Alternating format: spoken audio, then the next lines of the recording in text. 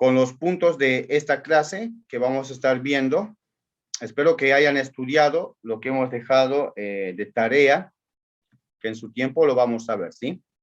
Vamos a ver esto, lo que es los atributos morales de Dios. Vamos a ver el ángel de Jehová.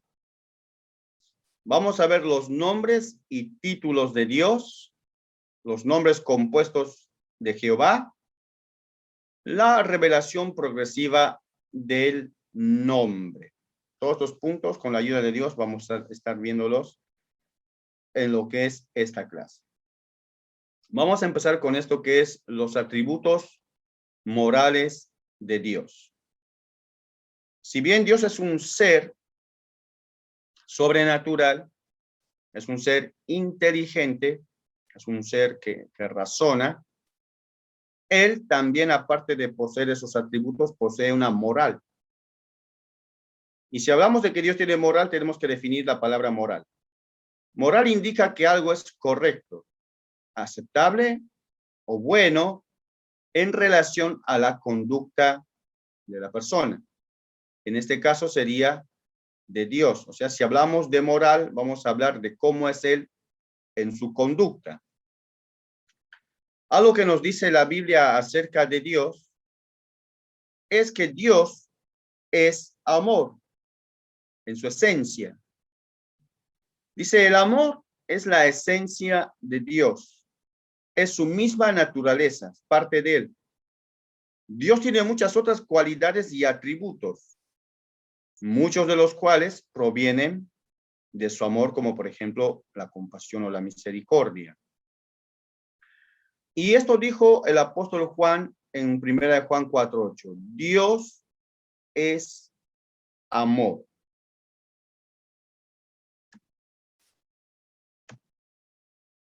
Ahí vamos a ver estos puntos que dice el primero, que ya hemos leído. Los atributos morales de Dios.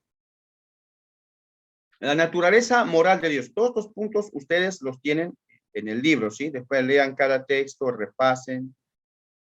Y dice, el amor, ya hemos leído del amor. También nos dice que Dios es luz. Pero cuando nos dice luz, ¿qué es lo que entendemos o deberíamos de entender? La luz en las escrituras representa lo bueno, lo puro, lo verdadero, lo santo, lo confiable. Entonces, cuando decimos que Dios es luz, estamos diciendo que Él es verdadero y que en Él se puede confiar. O sea, Dios no va a mentir. Y eso es parte de su moral. También vemos que Dios, dentro de su moral, posee el atributo de la santidad. O sea que Dios está separado del mal. La santidad de Dios habla de la pureza de Dios, de la pureza moral de Dios. Él es intachable, incorruptible. Él nunca va a practicar el mal.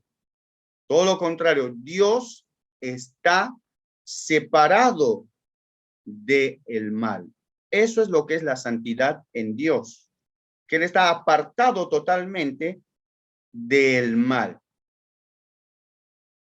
Después vemos en Dios otro atributo que también deriva del amor de Dios y es la misericordia, así que nosotros podemos entender lo que es la misericordia. También tenemos lo que es la benignidad. ¿Y qué es lo que es la benignidad? El diccionario lo define de esta manera. La persona que expresa benignidad, este es el caso de Dios, tiene cualidades positivas como simpatía, comprensión, buena voluntad, paciencia y amor con las personas de su entorno.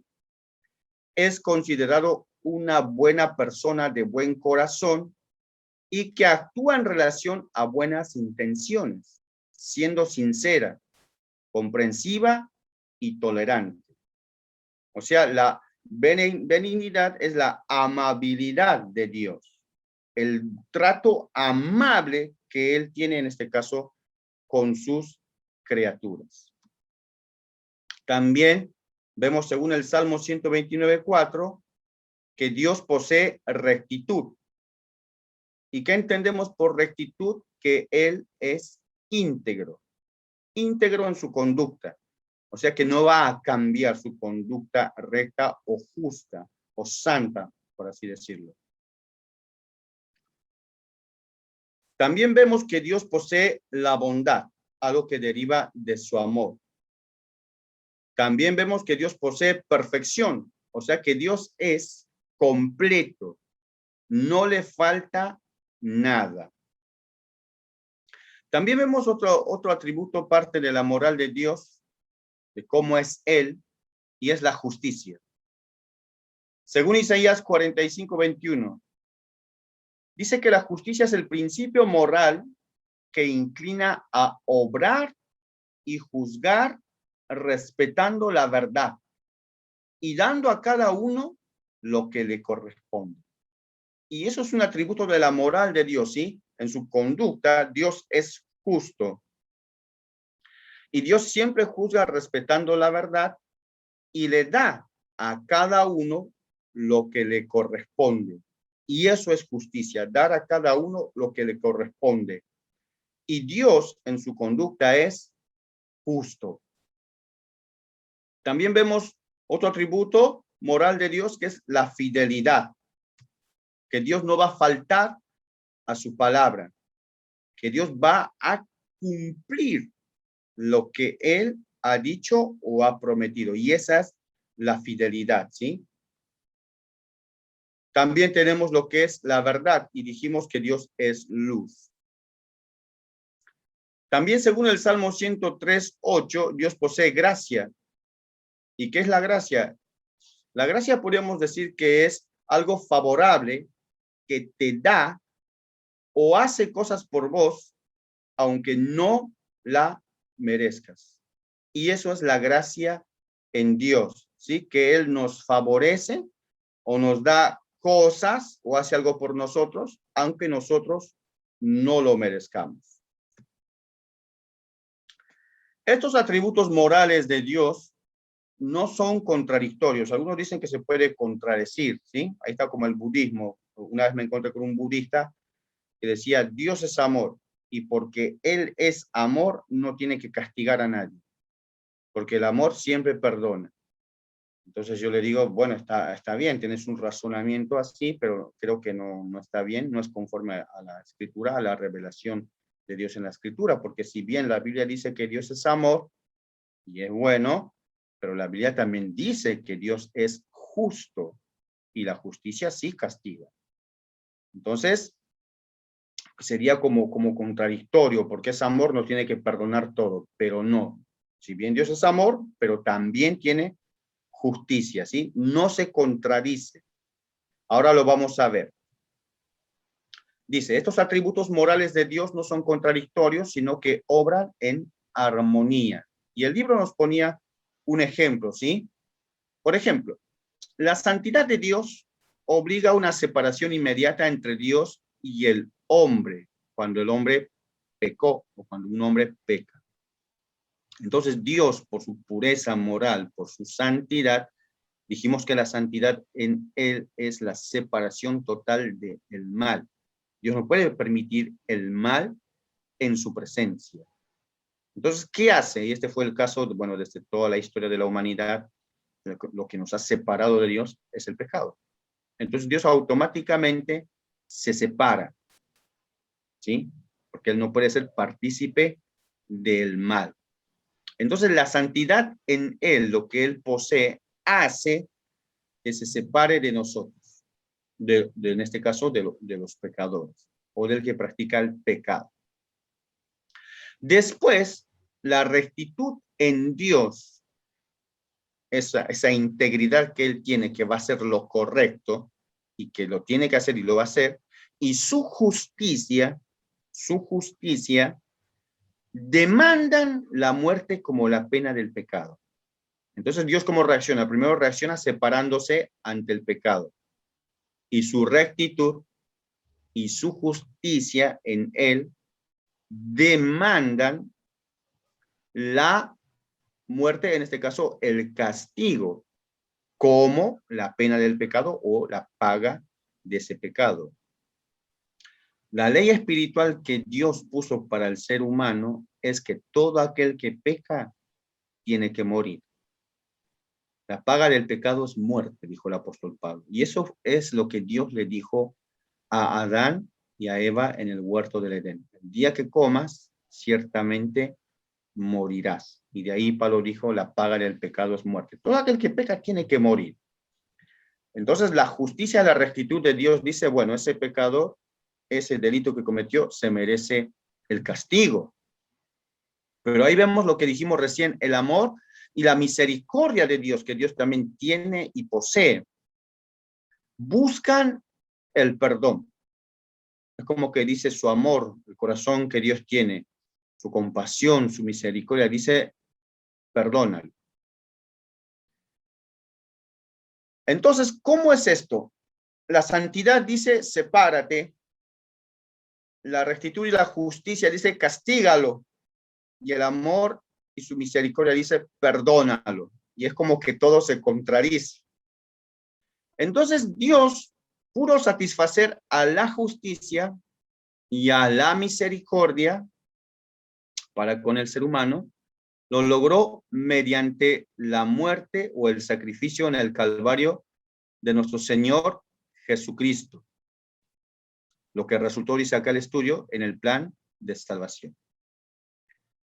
Eso pudo satisfacer a la justicia, al amor y a la misericordia y también a la santidad de Dios, que en Cristo somos purificados, somos limpiados. Nuestra culpa es quitada. Y si no hay culpa, entonces nos podemos acercar a Dios. Entonces la justicia no puede decir nada, ni la rectitud, porque el castigo se llevó a cabo, se efectuó. Y fue sobre el Señor Jesucristo en la cruz de el Calvario. Y ahí es donde entra el amor y la misericordia para reconciliarnos con Dios, y Dios nuevamente en Cristo nos acepta y no nos separamos más, exceptuando que alguno quiera volver al pecado.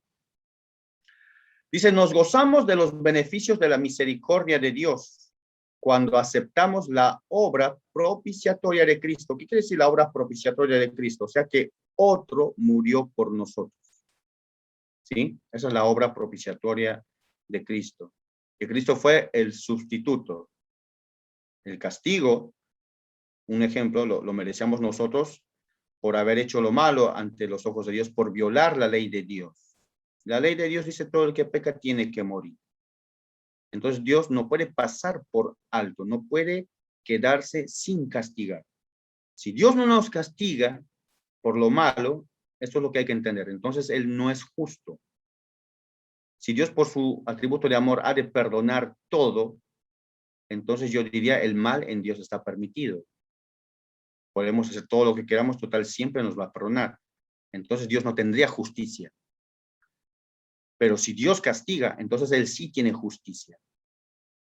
Y esa es una de las razones por las que uno tiene que arrepentirse, porque Dios sí o sí va a castigar al que transgrede la ley, su ley.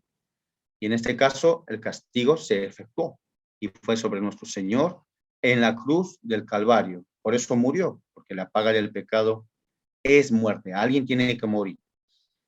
Eso lo explica el libro de Hebreos, después leanse el libro de Hebreos, que dice, no podría morir otro en nuestro lugar.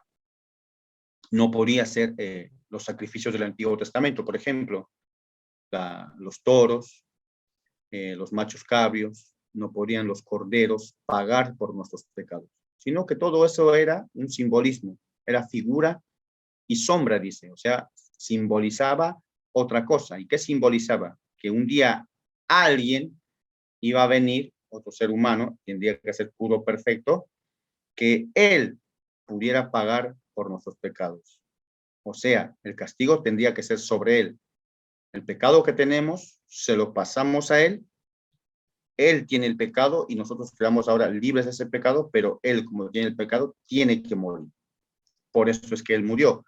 Entonces, por eso dice acá, nos gozamos de los beneficios de la misericordia de Dios cuando aceptamos la obra propiciatoria de Cristo. Entonces ahí está el pecador diciendo, Señor, no muera yo, acepto por la fe lo que Cristo hizo por mí. Entonces, ahí está el sacrificio por mis pecados. Otro murió por mí. Entonces ahí quedó libre en la fe en Jesucristo. Y la aplicamos a nuestra vida por la fe. Cuando aceptamos y obedecemos por la fe el plan de salvación de Dios, Dios nos atribuye la justicia de Cristo. Cristo es justo, ¿sí? Él es justo. Y esa justicia que Él tiene por la fe, nos la atribuye también a nosotros, que creemos en lo que Él ha hecho, en el pago que ha efectuado por nuestros pecados. Mira lo que dice Romanos 3:21. Pero ahora, aparte de la ley, se ha manifestado la justicia de Dios. Antes estaba la ley, por la ley nadie se salva, pero se ha manifestado la justicia de Dios, testificada por la ley y los profetas. Dice Romanos 5:21, para que así como el pecado reinó para muerte, ahora en la manifestación de la justicia de Dios, así también la gracia, porque es gracia, o sea, no hemos hecho nada para merecer eso, todo es una obra de Dios y es por amor. Dice así también la gracia reine por la justicia para vida eterna. Y esa justicia es mediante Jesucristo. Justicia porque el pecado fue castigado. Alguien fue castigado por nosotros. Entonces, ¿Dios puede perdonarnos los pecados justamente? Sí. Sí, porque la justicia decía castiga el pecado y el pecado fue castigado, sí. Primera Juan 5:9, si confesamos nuestros pecados, Él es fiel y justo para perdonar nuestros pecados y limpiarnos de toda maldad. ¿Y nos puede restaurar a la comunión con Él sin violar su santidad? Sí. ¿Por qué? Porque el pecado fue perdonado, fue quitada la culpa. Entonces, si el pecado es lo que me separa y Él quita el pecado, entonces yo puedo tener acceso a estar en la presencia de Dios que es santa. Entonces yo puedo estar con Él, porque mi pecado fue perdonado. La muerte del Cristo inocente y sin pecado y la imputación a nosotros de la justicia de Cristo satisfacen la justicia y la santidad de Dios. Entonces Dios en su justicia castiga, en su amor nos perdona y como alguien ya murió por nosotros, entonces nos recibe y su santidad no se quebranta porque hemos sido perdonados. Y todo esto es en Cristo. Pero dice también, si rechazamos la propiciación de Cristo o el sacrificio sustituto de Cristo, solamente nos queda el enfrentarnos solo al juicio de Dios. En este caso, su santidad, lo mismo va a obrar, demanda una separación del hombre pecaminoso. Su justicia va a demandar la muerte para ese hombre pecaminoso. Entonces, la justicia y la misericordia son aspectos. Entonces, bueno, ahí hacemos un punto ahí. Si no tenemos a Cristo, la santidad dice, sepárate de él. La justicia de Dios va a decir, castígalo, se merece la muerte. El amor va a decir, perdónalo, pero ¿qué va a decir Dios? Pues él lo ha rechazado, no quiere mi amor, no quiere mi perdón. Entonces no queda más nada que hacer, excepto que se haga justicia, porque dijimos que Dios sí o sí tiene que castigar el pecado por su justicia. Si él no lo hace, entonces él ya no es justo, ya no sería justo. Entonces la justicia y la misericordia son aspectos complementarios y no contradictorios de la naturaleza de Dios, y eso es lo que hay que entender. Ustedes se van a encontrar a lo largo de su vida cristiana que muchos tienen un pensamiento muy errado de Dios, si bien dicen que Dios es amor, pero piensan que porque Él es amor tiene que perdonar todo, y porque Él es amor tiene que meter a todas las personas en el cielo. y Él no puede condenar. Y ahí está la religión de los testigos de Jehová, que también dicen eso. El infierno no existe. Dicen que el infierno no existe. ¿Y por qué no existe el infierno? Les digo yo.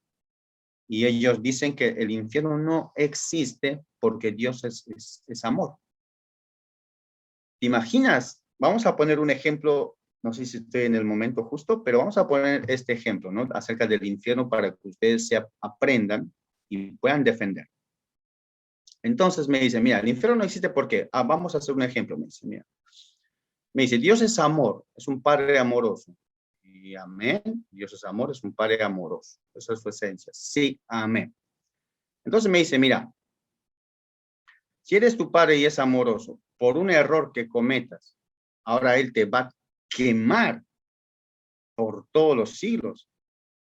¿Te va a destruir? No, porque Él es amor, es un Padre amoroso.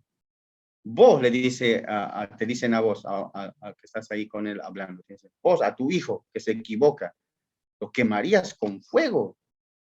¿Lo amas a tu hijo? Sí, lo amo a mi hijo. Y lo quemarías con fuego porque se equivoca y hace todas esas cosas por toda su vida.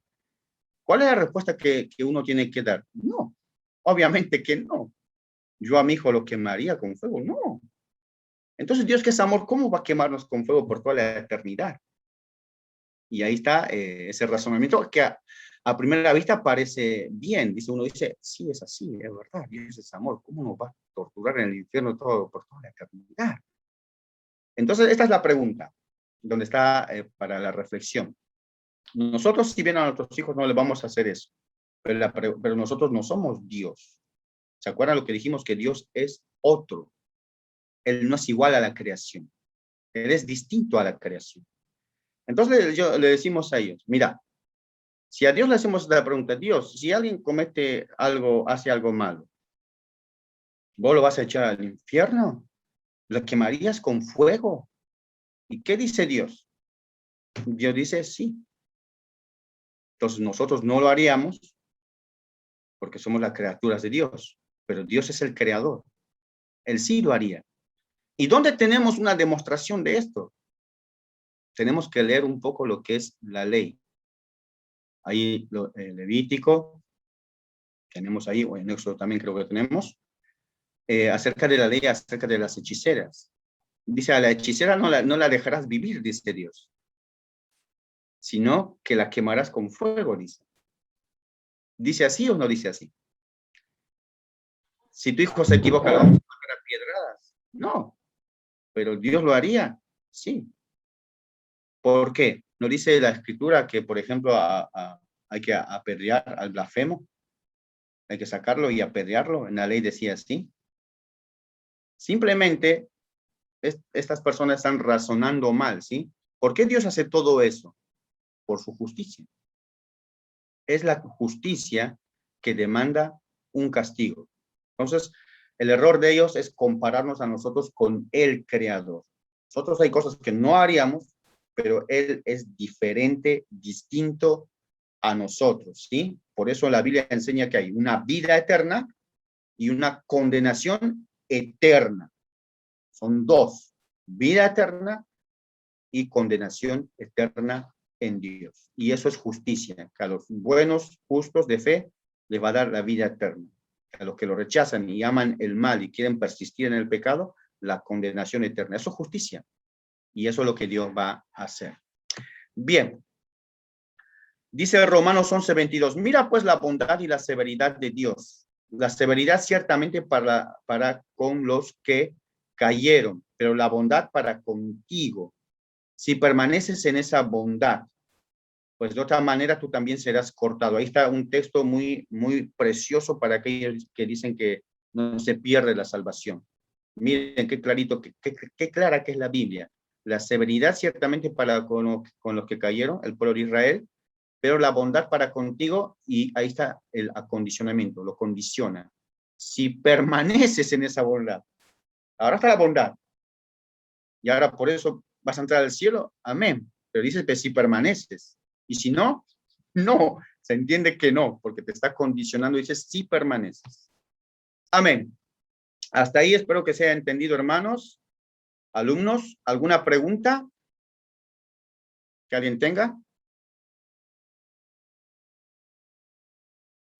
Si no hay preguntas, continuamos entonces. Hermano Víctor, cualquier cosa, si alguien escribe o algo, levanta la mano, avísame, ¿sí? Sí, te aviso, profesor. Amén, amén. Entonces vamos a entrar a este otro punto que es el ángel de Jehová. Este punto está en el libro, espero que lo hayan leído. En el libro vamos a ver algunos puntos o interpretaciones acerca del ángel de Jehová. Nosotros en esta clase vamos a ver solamente 2 puntos y creemos que eso es lo correcto acerca del ángel de Jehová. Bien. A ver acá, que se me apareció un cartel que no puedo quitarlo, no me deja ver. Perdón.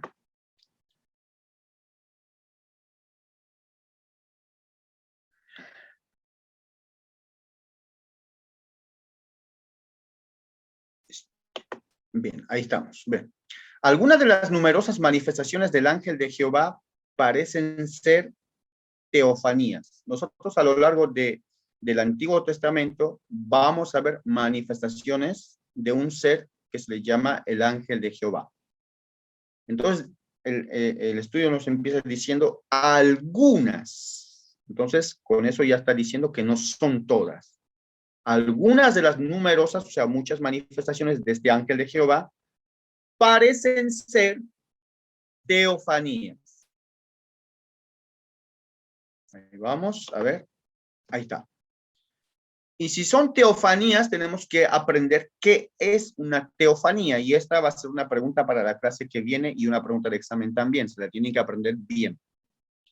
Una teofanía, si bien es un término teológico, significa una manifestación visible de Dios.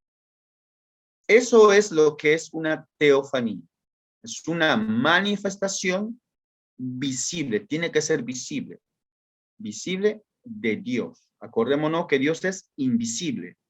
Entonces, una teofanía sería la manifestación de ese ser invisible hecho visible. Y eso es teofanía, una manifestación visible de Dios. El ángel de Jehová apareció a Agar, una de las siervas que tenía Abraham. Habló este ángel de Jehová cuando se le aparece a Agar. Conocemos toda la historia, ¿no? Que Agar se escapó porque Sarai la oprimía. Entonces este ángel, cuando le aparece a Agar, habló este ángel con Agar como si este ángel fuera Dios. Y ella lo llamó Dios. Miremos la historia en Génesis 16. Además, le dijo el ángel de Jehová, le dijo a Agar. ¿Qué le dijo? He aquí que has concebido y darás a luz un hijo y llamarás su nombre Ismael, porque Jehová ha oído tu aflicción. Entonces el ángel le dice eso a Agar. Entonces llamó el nombre de Jehová que con ella hablaba. Entonces Agar dice que llamó el nombre de Jehová que con ella hablaba. Pero ¿quién hablaba con ella? El ángel de Jehová. Y Agar dice que es el ángel de Jehová que hablaba con ella. ¿Y qué es lo que le dice Agar? Tú eres Dios que ve. Había visto su aflicción. Y dice Agar, porque dijo, ¿no he visto también aquí al que me ve? El que me vio fue Dios. Entonces ella dice, y habló conmigo. Y le dice, tú eres Dios que ve, porque yo te he visto también, le dice Agar. Entonces, el ángel de Jehová se le aparece a Agar, le habla como Dios. Agar le llama a Dios y dice que ella ha visto al que le ve.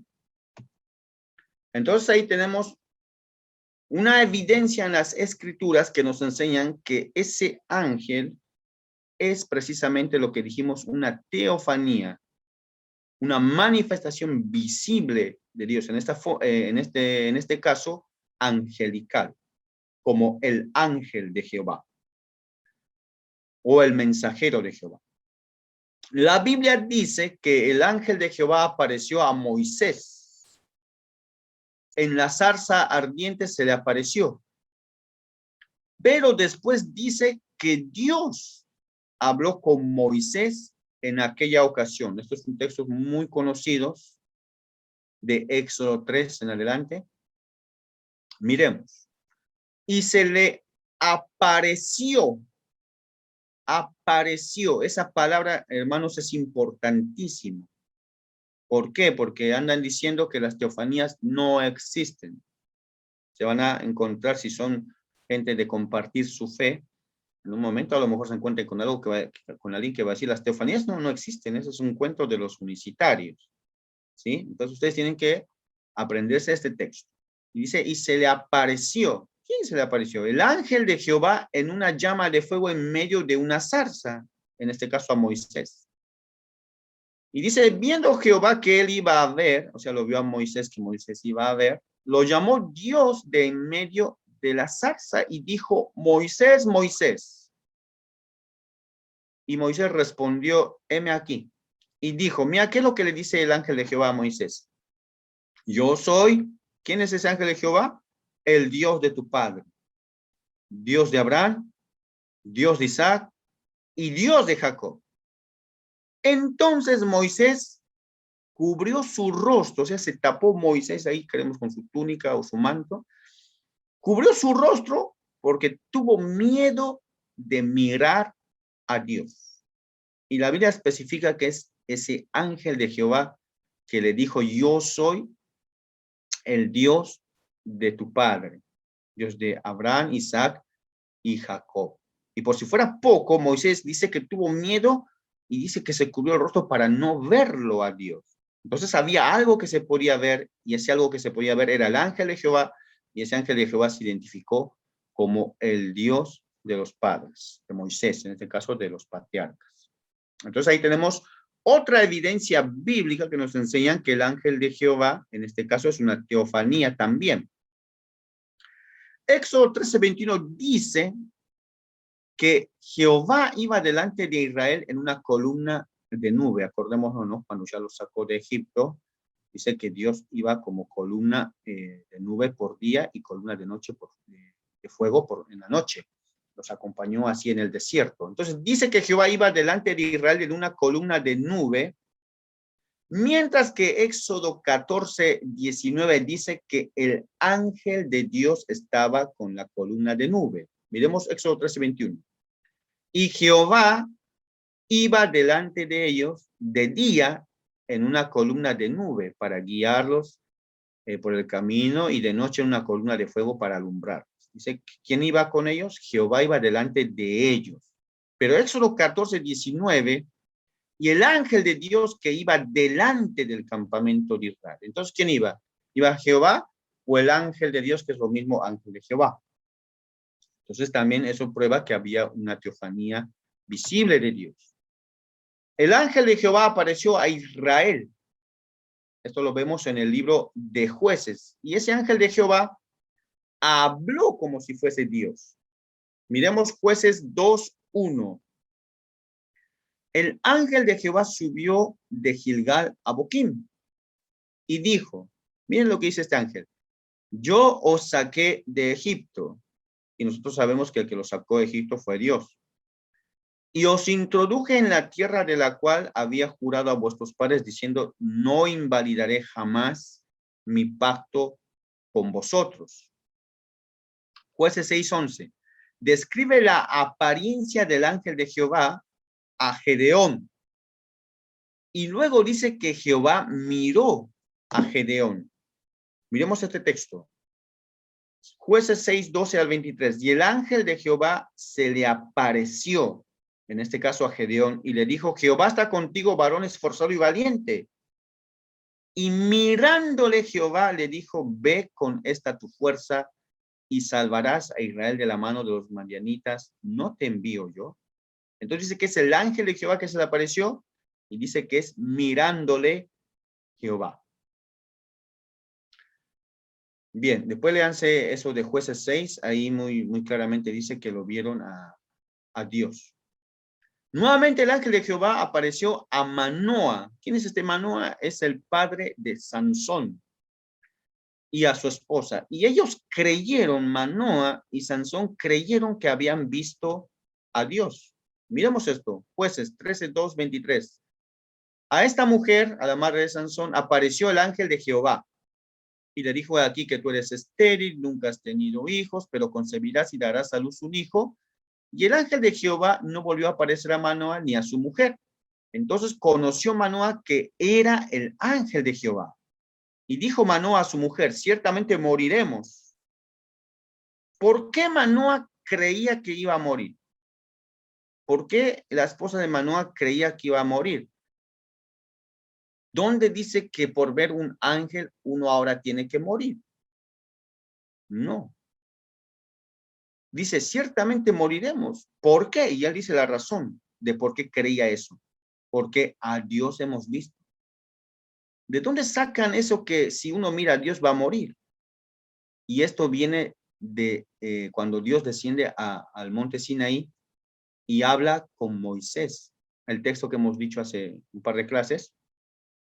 Cuando Dios le dice a Moisés: no me verá hombre mi rostro y vivirá. Entonces de ahí sale eso, que si uno miraba a Dios, moría. Y Moisés lo transmitió al pueblo de Israel. Y los israelitas tenían esa creencia, esa fe, que si uno mira a Dios, moriría. Entonces, por eso es que Manoa habla con su mujer y le dice: ahora vamos a morir, ya está, porque lo vimos a Dios. Pero ellos, ¿cómo vieron a Dios? Porque ellos creían que ese ángel de Jehová era una manifestación visible de Dios.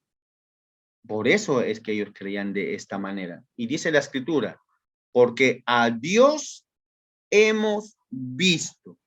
Y está hablando de algo físico, no del entendimiento. Comprendí que es Dios. No, que lo vi a Dios. Bien, hasta ahí hemos presentado unos textos. Profesor, hasta ahí. Amén. hay una pregunta en el chat. Sí. ¿Quiere que se la diga? Amén, amén. Bueno, no sé si es un hermano o hermana, pregunta: ¿Melquisedec fue Dios? Porque a mí me dijeron que él era Dios. Bien, después vamos a abordar más adelante, cuando demos unas explicaciones del Antiguo Testamento y del Nuevo Testamento, ahí vamos a tocar el tema de Melquisedec, ¿sí? Hay posturas, eso es lo que vamos a estudiar ahora. Hay posturas que dicen que sí, porque dice que no tenía principio de días ni fin de días. Y hay otras posturas que dicen que no podría ser de esta manera, ¿sí? Es un tema un poquito amplio de explicar, pero lo vamos a responder más adelante. Por eso es importante que ustedes no falten a las clases, ¿sí? Vamos a tener en unas clases lo que son las explicaciones del Nuevo Testamento y otra, las explicaciones del Antiguo Testamento. Vamos a tocar todos esos textos difíciles que parecen que son contradictorios y los vamos a explicar uno por uno. Bien, ahí vamos. A veces el ángel de Jehová claramente no es una manifestación de Dios. Algunos ejemplos son las apariencias o las apariciones a David y a Zacarías. Ahí tenemos los textos bíblicos, ¿sí? Y eso es lo que queremos resaltar, por eso está resaltado, ahí ustedes lo pueden ver algunos en la pantalla, está resaltado con negrito. A veces el ángel de Jehová claramente no es una manifestación de Dios, o sea, no es una teofanía. Y eso es lo que tenemos que aprender, que no siempre que el ángel de Jehová aparezca ha de ser una teofanía, no. A veces ha de ser simplemente un ángel ordinario o un mensajero de Dios. Y para eso tenemos este ejemplo en 2 de Samuel 24:16. Y cuando el ángel extendió su mano sobre Jerusalén para destruirla, ahí cuando Dios ejecutó un juicio sobre Jerusalén por los pecados de David, Jehová se arrepintió de aquel mal y dijo al ángel que destruía al pueblo: basta ahora, detén tu mano. Y el ángel de Jehová estaba junto a la era de Araúna Jebuseo. Entonces ahí dice que estaba el ángel de Jehová. sobre Jerusalén para destruirla, el ángel de Jehová. Entonces uno diría, bueno, ahí está el ángel de Jehová, es una teofanía de Dios. No, porque claramente el contexto nos está diciendo que cuando el ángel extiende su mano, le habla Jehová, en este caso Dios, al ángel le habla. Jehová se arrepintió de aquel mal y dijo al ángel que destruía al pueblo, basta ahora, detén tu mano, y el ángel detuvo su mano. Entonces, en este texto, claro, por el contexto lo vemos, no, el ángel de Jehová no es una teofanía de Dios, sino que es simplemente un mensajero enviado de Dios a cumplir la voluntad o los propósitos de Dios. Y esto es lo que hay que entender, que en algunas ocasiones el ángel de Jehová es una manifestación visible de Dios y en otras no, y eso va a depender del contexto, lo que nosotros estamos viendo y leyendo. Ahora entramos a lo que es el ángel del Señor en el Nuevo Testamento. ¿Por qué decimos el ángel del Señor en el Nuevo Testamento? Porque acordémonos que el nombre Jehová no aparece en el Nuevo Testamento, ¿sí?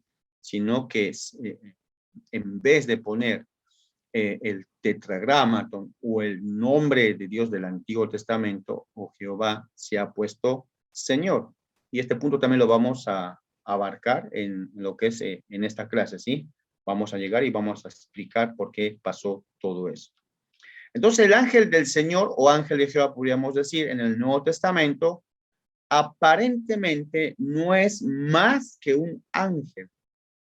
Y por cierto, no es Jesucristo, ¿sí? O sea, es simplemente un ángel ordinario que viene a cumplir los propósitos y la voluntad de Dios. Ahí tenemos algunos textos bíblicos que el ángel se le aparece, por ejemplo, en el nacimiento de Jesús, que se le apareció el ángel del Señor a la Virgen María. En resumen, y este es el punto que ustedes alumnos tienen que aprender, después lean el material, el libro da algunos puntos más, pero creo que estos dos son los más correctos y eso es lo que nosotros creemos y enseñamos, ¿sí? Y esto es lo que ustedes tienen que aprender y saber probar. Entonces, en resumen, el ángel de Jehová es en algunas instancias una manifestación de Dios o una teofanía, y en otras, no. En otras instancias, no.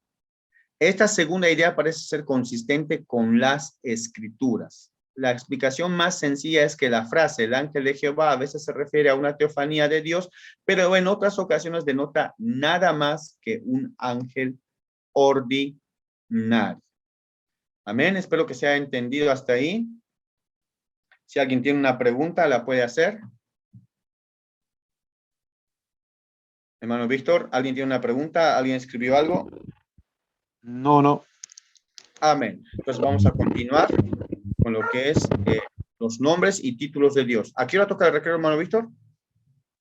Y 45, 8 y 45. Amén. Entonces tenemos este punto también para marcar. Bueno, vamos a entrar a lo que son los nombres y títulos de Dios, ¿sí? Ahí estamos. Bueno, vamos a seguir con eso. Los nombres y títulos de Dios. Nosotros sabemos que la Biblia fue escrita en hebreo, el Antiguo Testamento, y una parte en arameo, una pequeña parte, dentro de la cultura y la costumbre de los hebreos, y el nuevo en el griego. Entonces, tenemos que entender qué era lo que significaba para ellos ponerle nombre a alguien. Por eso es la importancia de este punto, los nombres y títulos de Dios.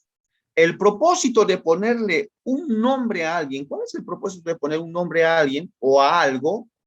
Es con el fin de identificarlo y reconocerlo frente a otros, ¿sí? Por eso ponemos los nombres. ¿Para qué? Para identificar, en este caso, a una persona o a algo y reconocerlo frente a los demás. Y ese es el fin de poner un nombre. Entonces ahí entramos lo que es el significado de un nombre en las escrituras, ¿sí? Estamos hablando dentro de las escrituras. ¿Qué significaba ponerle a alguien en ese tiempo, en esa cultura? El uso de nombres en los tiempos de la Biblia, especialmente en los días del Antiguo Testamento, llevaba mucho más importancia que hoy en día. La gente frecuentemente usaba nombres para dar a conocer algo sobre las características, historia o naturaleza de los individuos, y Dios hizo lo mismo. Entonces, ¿qué es lo que está diciendo esto? Que en esa cultura, cuando alguien le ponía un nombre a su descendiente, a su hijo, a su hija, él lo hacía con la intención de dar a conocer alguna característica de esa persona. O si le ponía a un lugar un nombre, era con el fin de que se supiese o se mostrase una historia o diera a conocer algo de eso, o que revele algo del interior de las personas, ¿sí? Que se pueda conocer algo de lo que es la persona. Eso es lo que ellos practicaban en la cultura. Por eso dice, la gente frecuentemente usaba nombres para dar a conocer. Ese era el fin, conocer algo sobre las características de esa persona, historia o naturaleza de esos individuos. Y como eso se practicaba ahí, entonces Dios hizo lo mismo. Por ejemplo, en nuestra cultura, nosotros le ponemos nombres a alguien porque nos gusta, porque suena bonito, porque es lo que se usa en ese tiempo. Pero no le ponemos el nombre a alguien porque signifique algo, o por lo menos la mayoría no lo hace así. ¿Se entiende? En la cultura hebrea se le pone nombre porque significa algo. Entonces, ese algo que significa, dice, bueno, le voy a poner este nombre. Entonces, el nombre de ellos tiene un significado. Significa algo de esa persona, su nombre.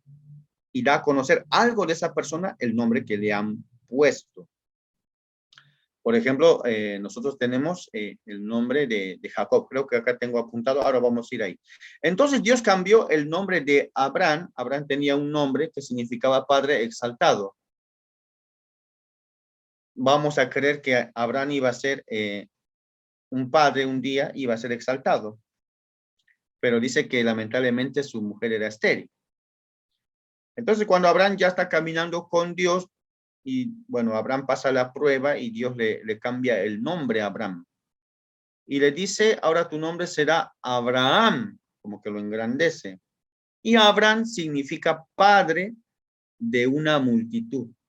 Entonces Dios al ponerle a Abraham, o sea, al llamarle a esa persona padre de una multitud, simplemente está revelando algo que en esa persona iba a manifestarse, algo de esa persona, una característica de esa persona, ¿sí? Que en su descendiente de Abraham iba a ser benditas todas las naciones. De ahí va a entrar mucha gente al reino de Dios. Por eso dice, padre de una gran multitud. Hasta hoy en día, nosotros por la fe, también dijo el apóstol Pablo, somos hijos de Abraham, hijos de la promesa porque somos de fe. Entonces, eso es lo que estaba simbolizando el nombre de Abraham. Algo significaba, ¿sí? Y el nombre de Jacob, por ejemplo, también tenemos el nombre de Jacob. Jacob significa suplantador y engañoso. Eso es lo que significa el nombre Jacob. ¿Por qué le pusieron ese nombre a esa persona? Jacob, suplantador y engañoso. Entonces, nosotros si vemos la historia bíblica, dice que Rebeca estaba embarazada, estaban mellizos en su vientre, y dice en el momento en que nacieron, dice Jacob, nació primero Esaú, dice que Jacob tenía el brazo trabado en el calcañar de Esaú, en su pie. Entonces cuando ellos vieron eso, dijeron, bueno, había una lucha en el vientre de Rebeca. ¿Y por qué era la lucha? Porque Jacob quería nacer primero. Allí en el vientre de Rebeca estaban luchando, dice, y Jacob le agarró el pie a Esaú porque dice que él quería nacer primero. O sea, el nacer primero dentro de la cultura hebrea de las escrituras tenía una bendición. El primogénito tenía derecho a una doble porción de la herencia. Entonces, Jacob quería esa bendición. Entonces, por eso le pusieron este nombre, suplantador. Porque dice, lo quería suplantar a su hermano, lo quería reemplazar, quería ser él el primero, siendo que su hermano es el primero. Y de ahí le pusieron suplantador y engañoso a Jacob. Quedó así. Entonces, eso daba a conocer algo de él, de lo que había acontecido en ese momento en la historia de este varón. Pero cuando él ya se encuentra con Dios y Dios lo bendice, Dios le cambia el nombre a Israel. E Israel significa que él reinará como Dios, ¿sí? Aún en el Nuevo Testamento, Jesús cambió el nombre de Simón. Ahí estaba Simón, pescador, que significa oyente. Y dice que se lo cambió a Pedro. Y Pedro significa una roca. Y muchos dicen que Pedro era una roca, era muy duro. muy brusco era Pedro, dice. El saber el nombre de Dios es el atestiguar la manifestación de esos atributos y prender aquel carácter que el nombre denota. Miremos esto. El nombre de Dios, es decir, su revelación personal. El nombre significa la presencia activa de la persona en plenitud del carácter revelado. Ahora lo vamos a explicar. Los profesores Flandes y Cresson de la Universidad de Baylor declaran para los antiguos, y eso es importante, el nombre es una parte de la persona, una extensión de la personalidad del individuo. Por eso dice el nombre significa la presencia activa de esa persona en la plenitud. ¿Cómo significa el nombre su presencia? Porque si alguien dice tu nombre, el que es portador o dueño de ese nombre se hace presente. Si yo digo un ejemplo, hermano Víctor, digo, ¿quién se va a hacer presente ahí? Mi asistente, el hermano Víctor, porque mencioné su nombre, entonces ahí está su presencia en su nombre. Pero si yo digo Jesús, ¿quién se va a hacer presente? ¿Quién es el portador de ese nombre? Y es nuestro Señor Jesucristo. Entonces en su nombre estamos viendo que está su presencia, su presencia.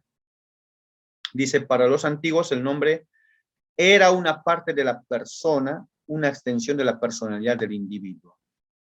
Dios usó nombres como un medio de revelación personal progresiva, y eso es importante que entendamos, ¿sí? Que la revelación de Dios al ser humano fue progresivo.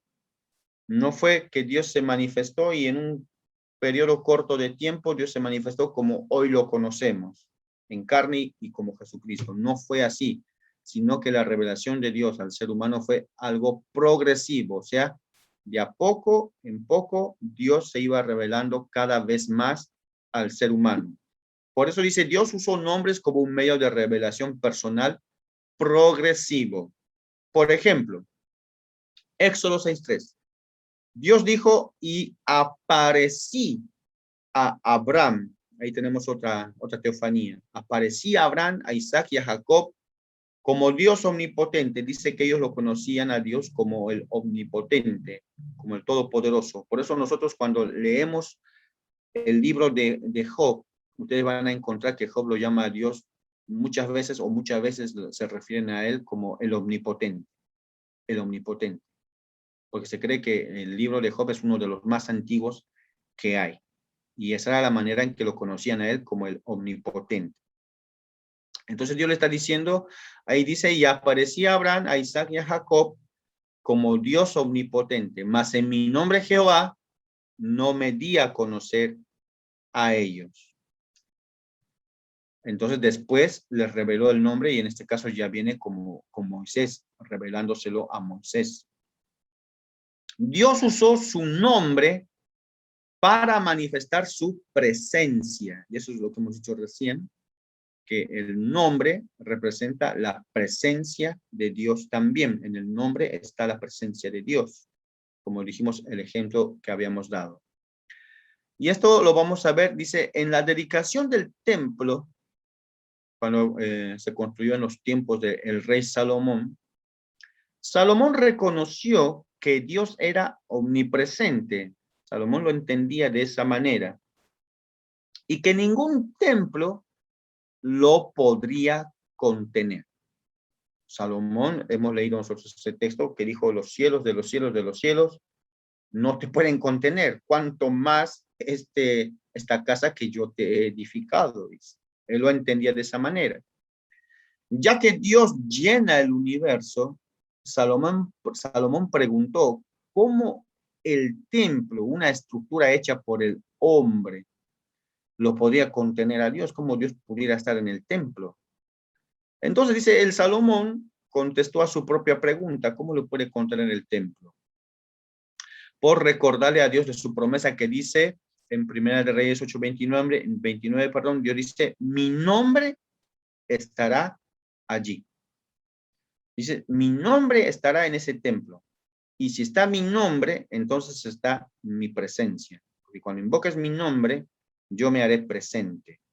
Eso es lo que representa el nombre de Dios. Su presencia. Dice, mi nombre estará allí.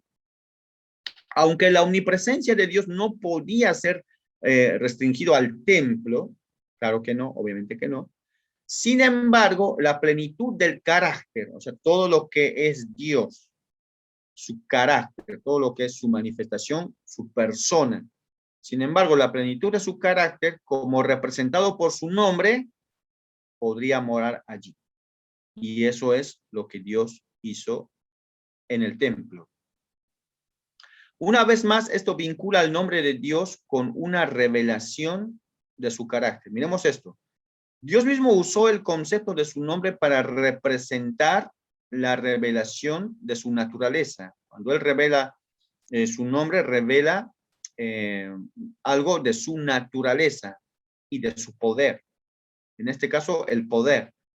Cuando Él le habla al faraón, y a la verdad yo te he puesto para mostrar en ti mi poder,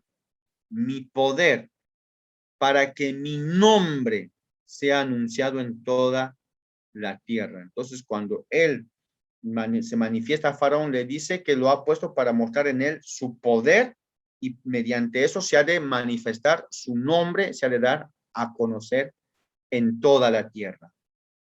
El nombre de Dios representa su autoridad. Ahí estamos viendo, dice, el nombre de Dios representa su presencia, el nombre de Dios representa algo, revela algo del carácter de Él, lo que Él es, en este caso reveló su poder. Y ahora también el nombre de Dios representa su autoridad, al igual que su poder. Por ejemplo, Él invirtió su nombre en el ángel que condujo a los israelitas. Miremos lo que dice Éxodo 23:20-21. He aquí yo envío mi ángel delante de ti para que te guarde en el camino. Guárdate delante de él y oye su voz, no le seas rebelde, porque él no perdonará vuestra rebelión. ¿Y cuál es la razón de que ese ángel era muy importante? Porque mi nombre está en él. Al estar el nombre en él, ese ángel tenía autoridad, estaba revestido de autoridad y por ende podía ejecutar esos juicios. Es simplemente una autoridad delegada, pero porque el ángel llevaba el nombre del Señor. El nombre de Dios representa lo siguiente, y acá esto es lo que se tienen que saber. Para la próxima clase, hermano Víctor, vamos a hacer esta pregunta. Hermanos, van a responder alumnos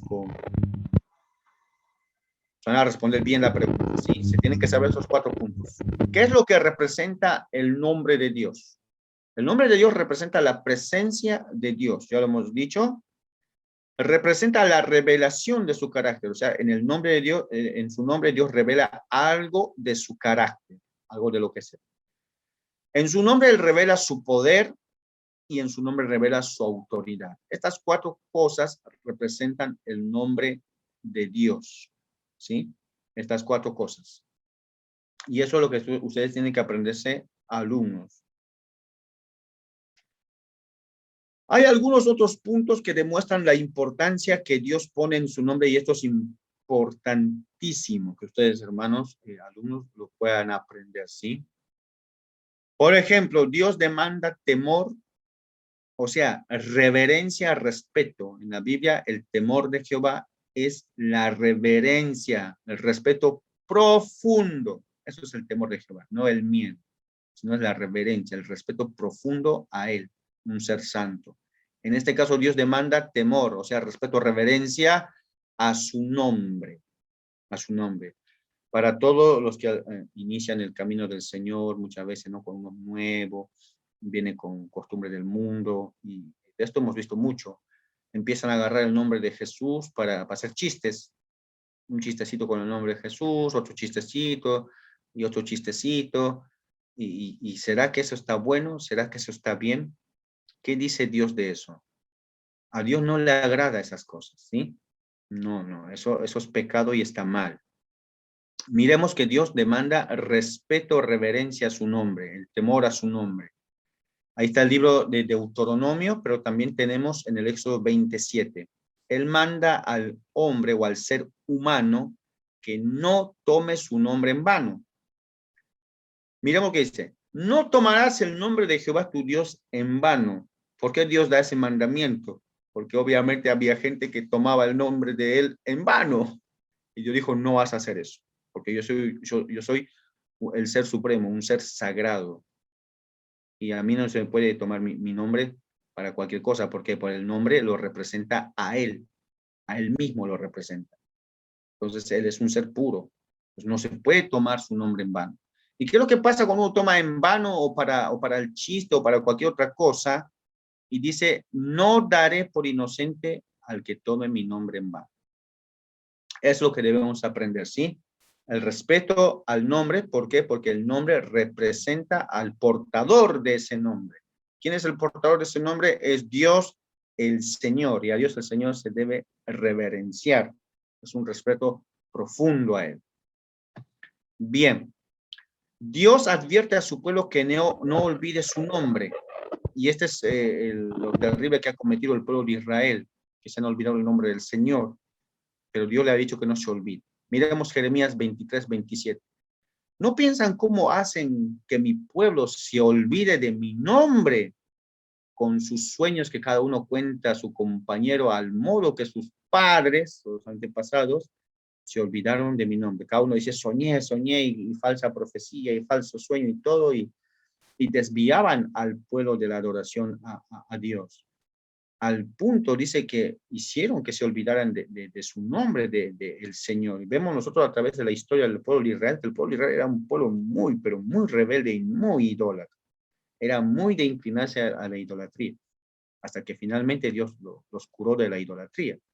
Hoy en día es muy difícil ver a un judío inclinarse a la idolatría, porque Dios cuando los entregó en manos de los enemigos, ahí como que los curó. Dios promete una bendición para aquellos que conocen su nombre. El Salmo 91, 14. Por cuanto en mí ha puesto su amor, yo también lo libraré, le pondré en alto. O sea, vas a recibir una bendición, te voy a liberar, te voy a poner en alto, y la razón es por cuanto ha conocido mi nombre. Hay una bendición para aquellos que piensan en su nombre. Estamos viendo esto del nombre, que es algo muy importante en Dios, ¿sí? Porque estamos diciendo que el nombre representa a aquel que es portador de ese nombre. Entonces, el nombre es lo que es esa persona o ese ser. Malaquías 3:16. Entonces los que temían a Jehová hablaron cada uno a su compañero, y Jehová escuchó y oyó. Esto es cuando el pueblo de Israel se quejaba.